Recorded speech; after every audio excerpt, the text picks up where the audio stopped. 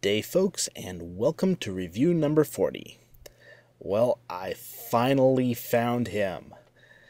After a long and grueling search, today we're going to take a look at the Transformers Prime Robots in Disguise Vehicon. Taking a look at the packaging, we see that Vehicon comes packaged in vehicle mode on a standard deluxe size card. There is artwork of Vehicon on the right-hand side and a large Decepticon logo on the left. The back of the card features photography of Vehicon in robot and vehicle mode, as well as a short bio paragraph up at the top. There is also artwork at the bottom advertising Transformers Prime. The left side of the packaging has Vehicon's technical specs, while the opposite side has the series number. So here we have Vehicon in his vehicle mode, and this is a very sharp looking vehicle. They've done some nice touches here. The vehicle is fairly accurate to the show model, and some of the nice touches they've added, you've got clear windows and windshield here. You've got clear parts for the headlights here, as well as paint apps underneath them. Some nice little purple highlights up here. You've got painted wheels, some paint apps across the back. About the only thing they could have done that might have been a little better would be to paint the head or the tail lights a little bit here, but otherwise the vehicle looks very good. As we've seen with the other Prime RID figures, there are ports on the vehicle mode for attaching the weapon while as a vehicle.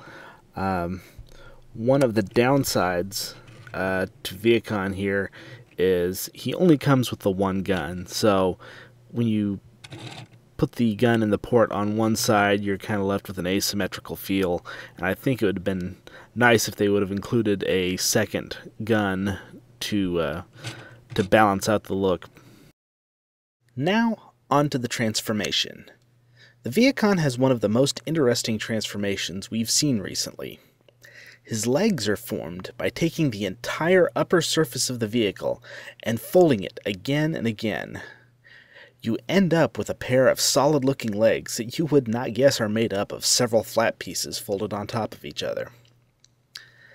As is becoming a custom with the Prid line, the head is revealed through an automorph gimmick. The gimmick works well here, and it doesn't hinder the articulation of the head. And there really isn't much kibble with this design either. As a result, the transformation is very clean and not overly complicated. This transformation ranks as another plus for the figure. So here we have Vehicon himself in robot mode, and this guy looks great. There is very little kibble at all on him. He looks show accurate. I mean, he's just a great looking figure, and he's fairly well articulated too. He's got a ball jointed head, which is fairly usable even with the pop-up mech tech gimmick there. He's got a ball jointed shoulder. He's got his elbows are a little different, and I'll discuss that in a bit.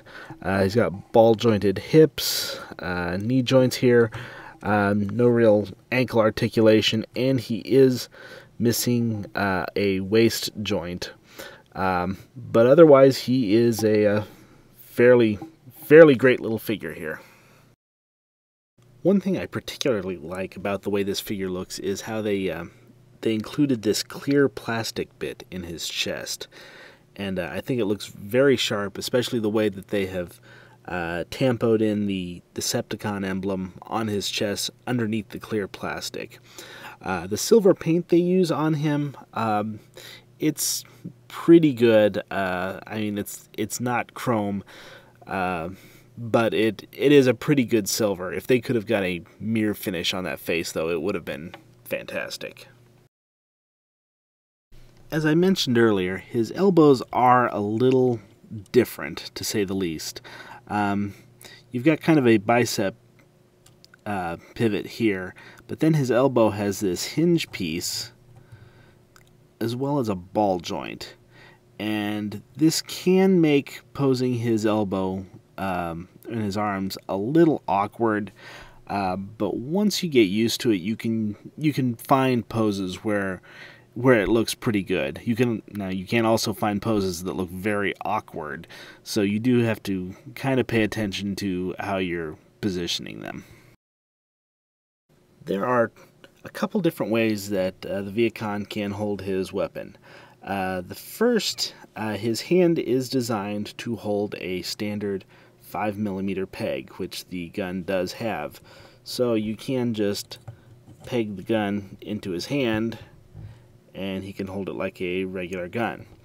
The other option, which is more show accurate, is you can fold the hand in, and then on his arm here there is a place where you can clip the gun on top, and the gun looks more integrated into his arm then, which, like I said, is more show accurate because the gun just kind of pops out of his arm. The Transformers Prime RID Vehicon is one of the best figures from this line so far. He looks great in both vehicle and robot modes, he's well articulated, and the transformation is fun. The biggest downside to this figure, though, is the fact that Hasbro decided to short pack him. As a great figure, there would already be a certain amount of demand for Vehicon. But add to that the fact that he's a troop builder, and finding him becomes a major pain.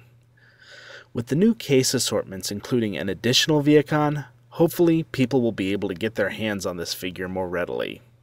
And I can't wait to get 2 more of them myself.